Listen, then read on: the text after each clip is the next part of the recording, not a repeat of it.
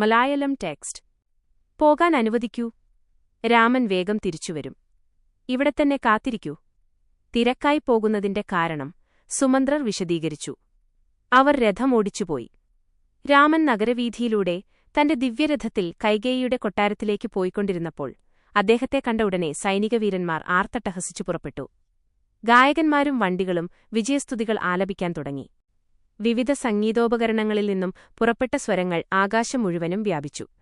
വീഥിയുടെ ഇരുവശങ്ങളിലും തടിച്ചുകൂടിയിരുന്ന ജനങ്ങളിൽ നിന്നും ജയജയാരവം ഉയർന്നു. ഏറ്റവും വിശേഷപ്പെട്ട ആടയാഭരണങ്ങൾ അണിഞ്ഞ വനിതകൾ വീടുകളിലെ മട്ടുപ്പാവുകളിലും ജാലകങ്ങൾക്കടുത്ത് നിറഞ്ഞുനിന്നു. രാമൻ കടന്നുപോകുമ്പോൾ മംഗളാരതി കാണിക്കുകയായിരുന്നു അവരുടെ ലക്ഷ്യം. രാമൻ രാജധാനിയെ സമീപിച്ചപ്പോൾ പുഷ്പദളങ്ങൾ വർഷിക്കപ്പെട്ടു. വിശുദ്ധ ദീപങ്ങൾ കാട്ടി. ജനങ്ങൾ കണ്ണെത്തുന്നതുവരെ രാജകുമാരനെ നോക്കി. അനന്തരം തങ്ങളുടെ ഹൃദയങ്ങളിൽ മുദ്രിതമായ രഥത്തിലുള്ള രാമന്റെ രൂപം സാനന്ദം ആസ്വദിച്ചു.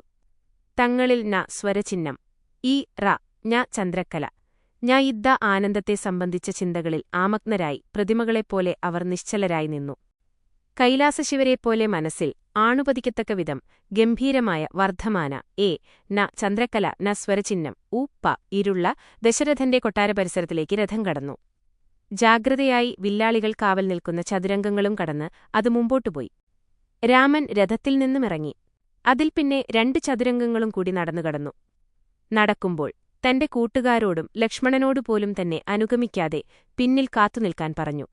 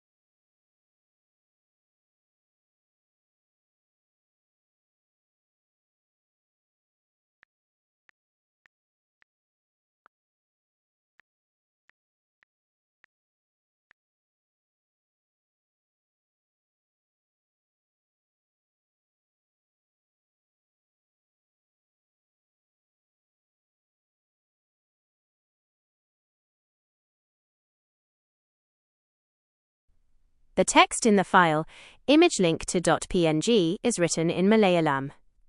Here is the transliteration and reading of the text. പോകാൻ അനുവദിക്കൂ. രാമന് വേഗം തിരിച്ചുവരും. ഇവിടെത്തന്നെ കാത്തിരിക്കൂ. തിരക്കായി പോകുന്നതിന്റെ കാരണം സുമന്ത്രർ വിശദീകരിച്ചു. അവര് രഥം ഓടിച്ചുപോയി. രാമന് നഗരവീഥിയിലൂടെ തന്റെ ദിവ്യരഥത്തില് കൈകേയിയുടെ കൊട്ടാരത്തിലേക്ക് പോയിക്കൊണ്ടിരുന്നപ്പോൾ അദ്ദേഹത്തെ കണ്ട ഉടനെ സൈനികവീരന്മാര് ആർത്തട്ടഹസിച്ചു പുറപ്പെട്ടുവച്ചു. ഗായകന്മാരും വന്ദികളും വിജയസ്തുതികൾ ആലപിക്കാന് തുടങ്ങി. വിവിധ സംഗീതോപകരണങ്ങളിൽ നിന്നും പുറപ്പെട്ട സ്വരങ്ങള് ആകാശം മുഴുവനും വ്യാപിച്ചു.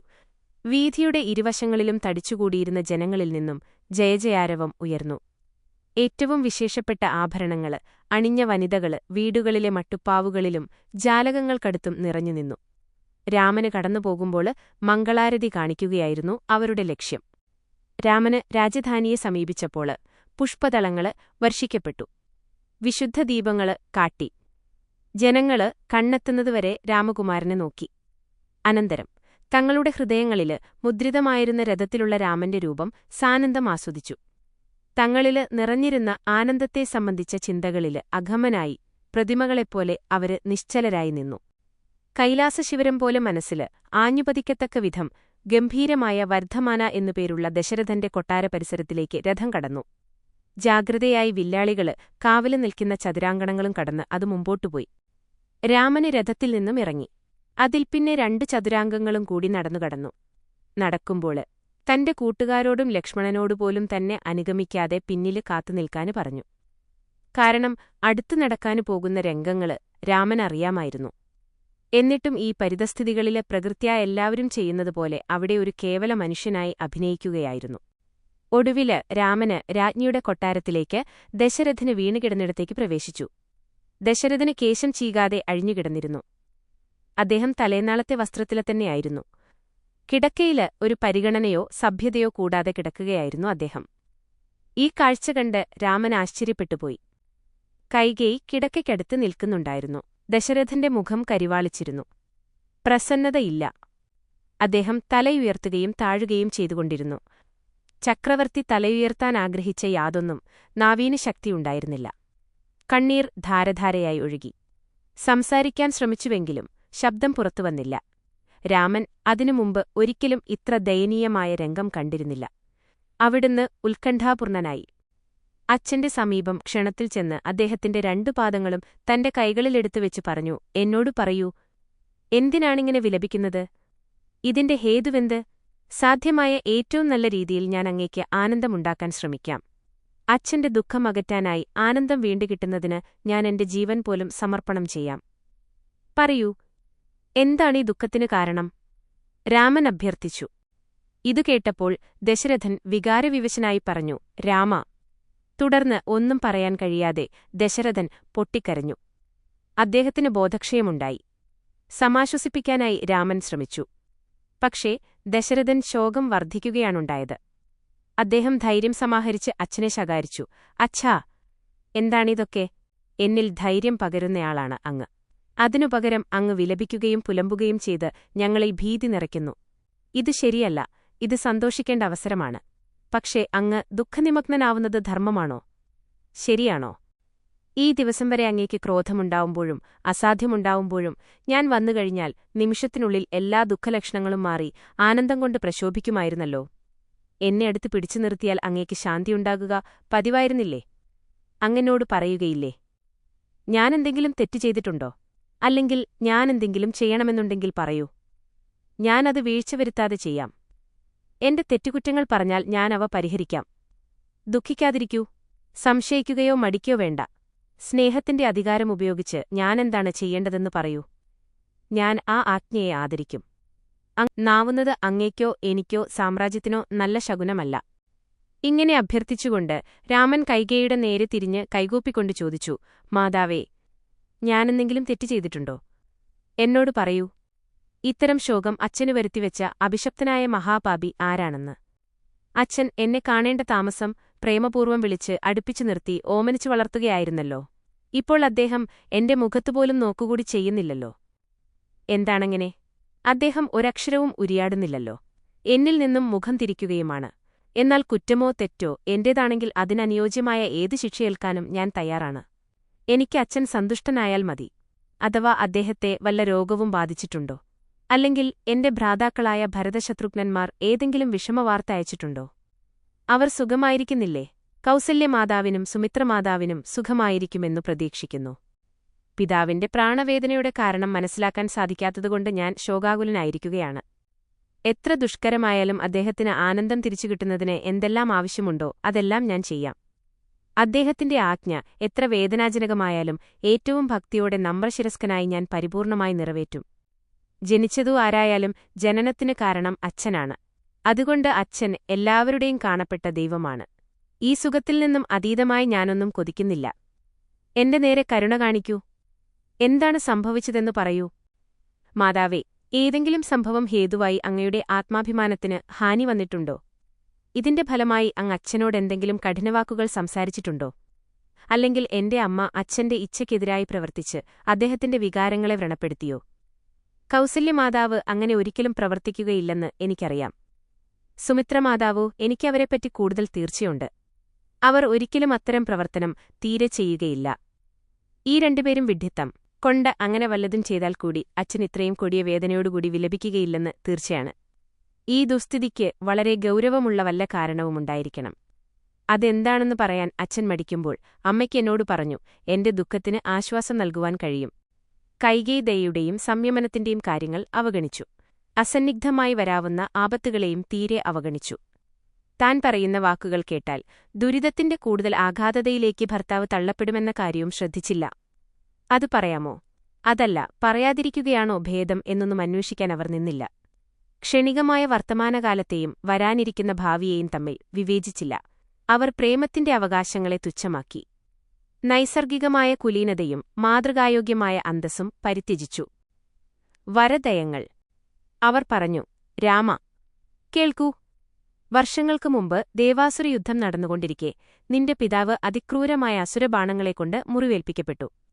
അദ്ദേഹത്തിന് അസഹ്യമായ വേദനയുണ്ടായി.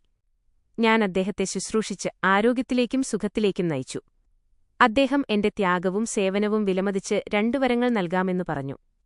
ആ സമയത്ത് എനിക്കാവശ്യമുള്ള ഒരേയൊരു കാര്യം അദ്ദേഹത്തിന്റെ രോഗവിമുക്തിയും വിജയവുമാണെന്ന് തോന്നിയതിനാൽ ഞാൻ മറുപടി പറഞ്ഞു, ഞാനിപ്പോൾ ഒരു വരത്തിനും ആഗ്രഹിക്കുന്നില്ല. വാഗ്ദത്തം ചെയ്യപ്പെട്ട വരങ്ങൾ ഞാൻ പിന്നീട് ആവശ്യം തോന്നുമ്പോൾ വാങ്ങിക്കൊള്ളാം.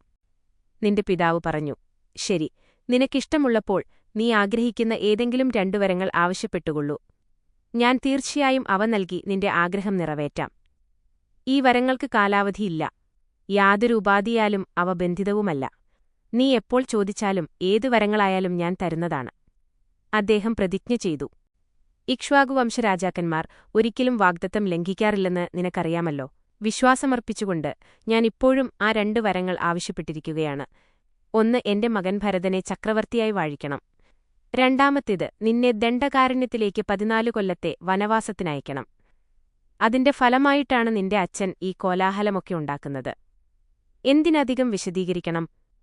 ഞാനെന്റെ ആവശ്യങ്ങൾ മിതപ്പെടുത്തുകയോ പിൻവലിക്കുകയോ ഇല്ല. നിന്റെ പിതാവ് സത്യസന്ധനാണെങ്കിൽ, നീയും സത്യസന്ധനാണെന്ന് തെളിയിക്കാൻ ആഗ്രഹിക്കുന്നുണ്ടെങ്കിൽ, ഈ നിമിഷം മാലോലുമുടുത്ത് ജടാമകുടവുമായി ദണ്ഡകാരണ്യത്തിലേക്ക് പോകുക. 14 വർഷം വനത്തിൽ കഴിയുക. നീ അദ്ദേഹത്തിന്റെ ജീവശ്വാസമായിരിക്കാൽ നിന്നെ നാടുകടത്തുന്നതിന് അദ്ദേഹത്തിനിഷ്ടമില്ല. കാട്ടിൽ പോകണമെന്ന് നിന്നോട് പറയാൻ അദ്ദേഹത്തിന് മടിയുണ്ട്. നീ തെറ്റിദ്ധരിക്കുമെന്ന് അദ്ദേഹം ഭയപ്പെടുന്നു. അതാണ് ഈ ദുഃഖത്തിന് കാരണം. രാമ, മറ്റൊരു വിപത്തും പ്രളയവുമൊന്നും ഇവിടെ ഉണ്ടായിട്ടില്ല. ഈ നിസ്സാരസംഗതി വളരെ വലുതാക്കി കാണിക്കുന്നതും ഒരു മഹാവിപത്ത് നമ്മെ ബാധിച്ചിട്ടുണ്ടെന്നുപോലെ പെരുമാറുന്നതും അർത്ഥമില്ലാത്തതാണ്. അച്ഛൻ നിറവേറ്റാൻ വിഷമമായ ഒരു പ്രതിജ്ഞ, അച്ഛന്റെ തനിപ്രതിരൂപമായ മകൻ നിറവേറ്റാൻ തീരുമാനിച്ചാൽ മാത്രമേ വാഗ്ദത്ത ലംഘന പാപത്തിൽ നിന്നും അച്ഛനെ രക്ഷിക്കുവാൻ സാധിക്കുകയുള്ളൂ. അല്ലെങ്കിൽ പ്രതിജ്ഞ ചെയ്ത ആളും ആ ആളുടെ മകനും 2 പേരും അത് അവഗണിക്കുകയാണെങ്കിൽ, അപ്പോൾ അച്ഛൻ കൊടിയ അധപ്പതനത്തിന്റെ വിധിയെ നേരിടേണ്ടതുണ്ട്. ഇതൊന്നും നിനക്ക് അറിയായകയല്ല. നിസ്സംഗനായ രാമൻ കരുതിക്കൂട്ടി കഠിനഹൃദയത്തോടുകൂടി ഉച്ചരിക്കപ്പെട്ട ആ വാക്കുകൾ ഒരു തരത്തിലും രാമനെ ബാധിച്ചില്ല. ചുണ്ടുകളിൽ തത്തിക്കളിക്കുന്ന പുഞ്ചിരിയോടെ അദ്ദേഹം മറുപടി പറഞ്ഞു, ഈ കാരണത്തിന് അച്ഛൻ കരയുന്നത് ശരിയല്ല. കൈകേയിയുടെ പദ്ധതി അംഗീകരിച്ചുവെന്ന് സൂചിപ്പിക്കും പോലെ രാമൻ ശിരക്കമ്പം ചെയ്തു. പക്ഷേ ഈ സംഭാഷണം ദശരഥന്റെ ചെവിയിൽ പതിച്ചപ്പോൾ അദ്ദേഹത്തിന് തന്റെ ഹൃദയം ഉള്ളിൽ നിന്ന് ഇയർന്നു മുറിക്കുന്നതുപോലെ തോന്നി. അദ്ദേഹം അങ്ങേയറ്റത്തെ പ്രാണവേദനയാൽ ഉരുളുകയും ഞരങ്ങുകയും ചെയ്തു. രാമൻ കൈകേയിയുടെ നേരെ തിരിഞ്ഞു പറഞ്ഞു, അമ്മേ, അമ്മ ആഗ്രഹിച്ചതുപോലെ തന്നെ സംഭവിക്കും. പിതാവ് ചെയ്ത വാഗ്ദത്തം ഞാൻ സാദരം സ്വീകരിക്കുന്നു. അച്ഛൻ എന്നെ അടുത്തു വിളിച്ച് പ്രേമത്തോടുകൂടി ഇതുവരെ ചെയ്യാറുള്ളതുപോലെ വാത്സല്യപൂർവ്വം സംസാരിച്ച് എന്നെ അനുഗ്രഹിച്ചാൽ മാത്രം മതിയായിരുന്നു. ശരി, നീ അതർഹിക്കുന്നില്ലെന്നും അതിനാവശ്യമായ ഗുണോത്കർഷം നീയിവരെ നേടിയിട്ടില്ലെന്നും എന്നോട് പറഞ്ഞാൽ ഞാൻ ശങ്കയില്ലാതെ തുല്യമായ ആനന്ദത്തോടും സംതൃപ്തിയോടും കൂടി അത് സ്വീകരിക്കും. കാരണം അച്ഛൻ എപ്പോഴും എനിക്ക് ഏറ്റവും വലിയ നന്മയെ ആശംസിക്കാറുള്ളൂ. അദ്ദേഹം എപ്പോഴും എന്നെ അനുഗ്രഹിക്കുന്നു. ഞാൻ ഉത്തരോത്തരം പുരോഗതി പ്രാപിക്കണമെന്ന് ആഗ്രഹിക്കുകയും ചെയ്യുന്നു. അദ്ദേഹം ഋഷിയാണ്. അദ്ദേഹം എനിക്ക് അച്ഛൻ മാത്രമല്ല, ഏറ്റവും ഉത്കൃഷ്ടമായ മാർഗം പഠിപ്പിക്കുന്ന ഗുരുവുമാണ്. അങ്ങനെ പിതാവും ഗുരുവുമായ അദ്ദേഹത്തിന് ആനന്ദം നൽകുന്നതിലപ്പുറം ഏതു വിശിഷ്ടമായ ഉത്തരവാദിത്തവും ധർമ്മവുമാണെനിക്കുള്ളത്. ഇതെനിക്ക് ഏറ്റവും പ്രിയപ്പെട്ട ധർമ്മമാണ്. ഭരതൻ അഭിഷിക്തനാവുന്നതിൽ എനിക്ക് അത്യാനന്ദമുണ്ടാകും. ദണ്ഡകാരണ്യത്തിൽ കഴിക്കുന്ന 14 വർഷവും ഞാൻ അളവറ്റ ആനന്ദം അനുഭവിക്കും. 14 വർഷം മാത്രമല്ല അച്ഛന്റെ ആഗ്രഹം. അതാണെങ്കിൽ ജീവിതകാലം മുഴുവൻ കാട്ടിൽ കഴിയാൻ ഞാൻ സന്നദ്ധനാണ്. പക്ഷേ ഈ 2 വരങ്ങളെപ്പറ്റി സംസാരിക്കാൻ അച്ഛൻ മടിക്കുന്നതെന്താണ്? അതാണെന്നെ വേദനിപ്പിക്കുന്നത്. ഞാനെപ്പോഴെങ്കിലും അദ്ദേഹം പറയുന്നത് അനുസരിക്കാതിരിക്കുമോ? മാതാപിതാക്കന്മാരുടെ ദാസനും സഹായകനുമാണ് രാമൻ. ഇതിലൊരാളിയല്ല. അച്ഛനിൽ നിന്നും ലഭിച്ച ഈ ശരീരം അച്ഛന്റെ സേവനത്തിനു മാത്രമായി സമർപ്പിക്കപ്പെടുന്നതിലധികം ഉത്കൃഷ്ടതരമായി എന്തു കൃതജ്ഞതാകർമ്മമാണുള്ളത്? ഞാനത് ആനന്ദപൂർവ്വം അർപ്പിക്കും. അതാരെങ്കിലും പറഞ്ഞുകേട്ട് ചെയ്യാൻ കാത്തിരിക്കുന്ന കൂട്ടത്തിൽപ്പെട്ടവനല്ല രാമൻ. അമ്മേ, കിരീടധാരണം നടത്തേണ്ടത് ഭരതനെന്നെന്ന് അങ്ങ് എന്തുകൊണ്ട് എന്നോട് പ്രസ്താവിച്ചില്ല? ഞാനും എന്റെ ഭ്രാതാവും തമ്മിൽ ഒരു വ്യത്യാസവുമില്ല. അപ്പോൾ അമ്മയെന്താണ് ഞങ്ങൾ തമ്മിൽ വ്യത്യാസമുണ്ടെന്നു മനസ്സിൽ കരുതിയത്? ഞങ്ങൾ തമ്മിൽ യാതൊരു പ്രത്യേകതയും ഞങ്ങൾ കാണുന്നില്ല. എന്തിനാണ് അമ്മ ഇത് നിന്റെ അച്ഛന്റെ കൽപ്പനയാണ് എന്ന് പറയുന്നത്? ഞാനെപ്പോഴെങ്കിലും അമ്മയുടെ ആജ്ഞ ധിക്കരിച്ചിട്ടുണ്ടോ? ഇല്ല, ഞാനൊരിക്കലും അങ്ങനെ ചെയ്യാറില്ല.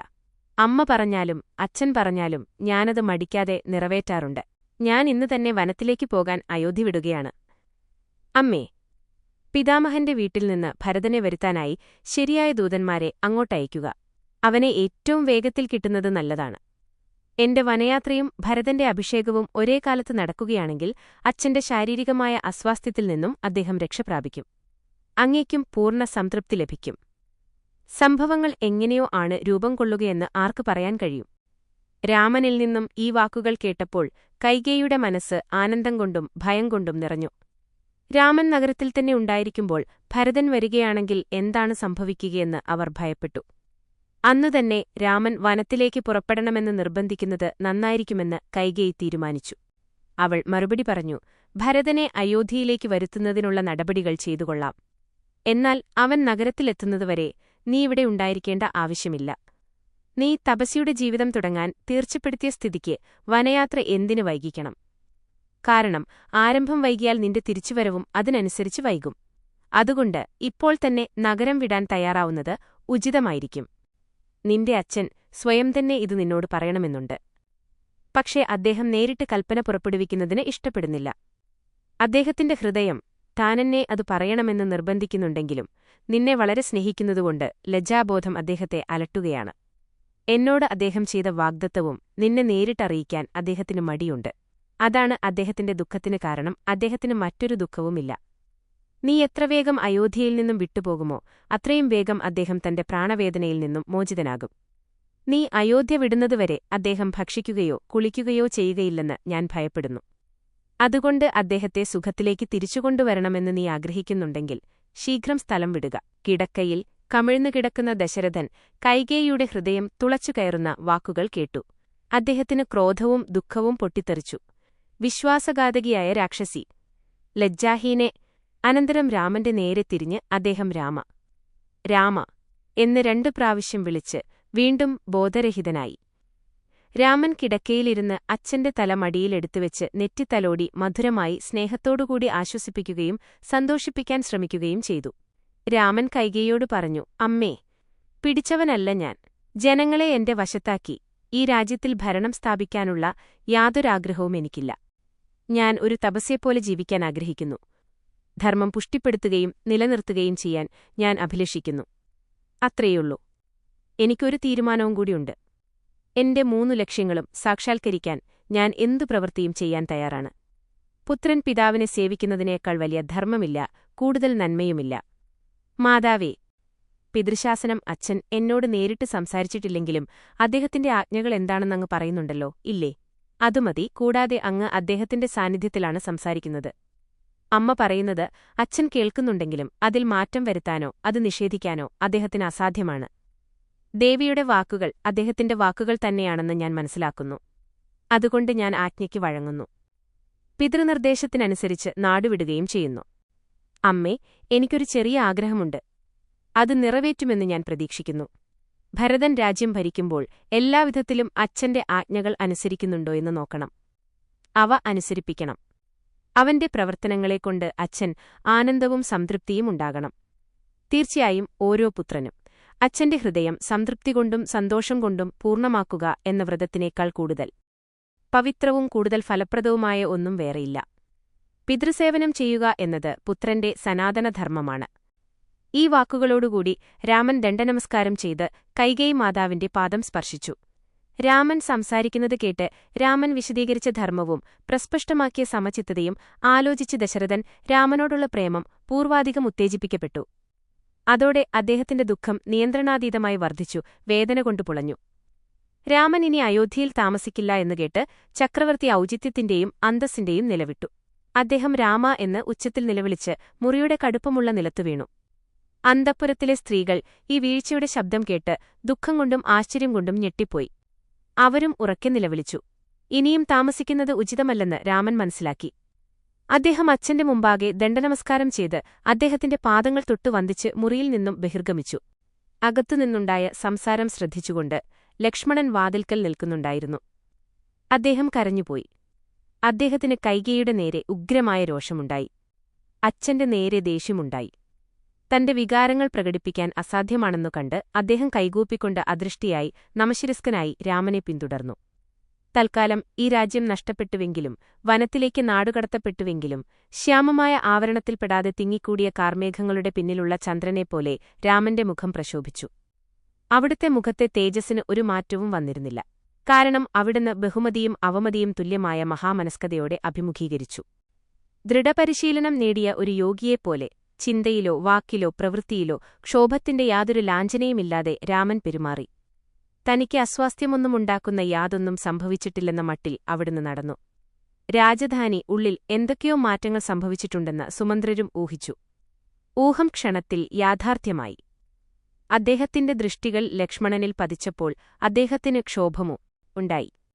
അദ്ദേഹത്തിന്റെ ഭയാശങ്കകൾ വർദ്ധിക്കുമാറ് തന്റെ ശിരസിനുപരി ഒരു പരിചാരകൻ നിവർത്തിപ്പിടിച്ചിരുന്ന വെൺകൊറ്റക്കുട യോഗിക്കേണ്ടതില്ലെന്നും ആജ്ഞാപിച്ചു. ഇനി രജതരഥം താൻ അർഹിക്കുന്നില്ലെന്നും അദ്ദേഹം പറഞ്ഞു. ഇതുകേട്ട സുമന്ത്രരുടെ കായികശക്തിയും മനഃശക്തിയും നശിച്ചു. അദ്ദേഹം ഏറ്റവും ഭയന്നിരുന്ന ആശങ്കകൾ സത്യമായി. തന്റെ ചുറ്റുമുള്ള ആളുകളോടോ താൻ കണ്ടുമുട്ടിയ പൗരന്മാരോടോ രാമൻ ഒരു വാക്കുപോലും പറഞ്ഞില്ല. അവിടുന്ന് ദുഃഖിതനായിട്ടല്ല, ഈ വാർത്ത കേട്ടാൽ മറ്റുള്ളവർ വേദനപ്പെടുമെന്ന് അവിടത്തേക്കറിയാമായിരുന്നു. കാരണം സംസാരിച്ചാൽ സത്യം തുറന്നു പറയേണ്ടിവരും. അങ്ങനെ തന്റെ വാക്കുകളിലുകൂടി വ്യസനം വ്യാപിപ്പിക്കേണ്ടിവരും. എന്നിരുന്നാലും രാജധാനിയിലേക്കുള്ള അദ്ദേഹത്തിന്റെ മടക്കയാത്രയുടെ രീതി കണ്ടുനിന്നവരെയൊക്കെ ഈ ദുഃഖവാർത്ത അറിയിച്ചു. രാമൻ നേരെ സീതയുടെ വസതിയിലേക്ക് പോയില്ല. അതിനുപകരം അവിടുന്ന് കൗസല്യയുടെ കൊട്ടാരത്തിലേക്കാണ് നടന്നുപോയത്.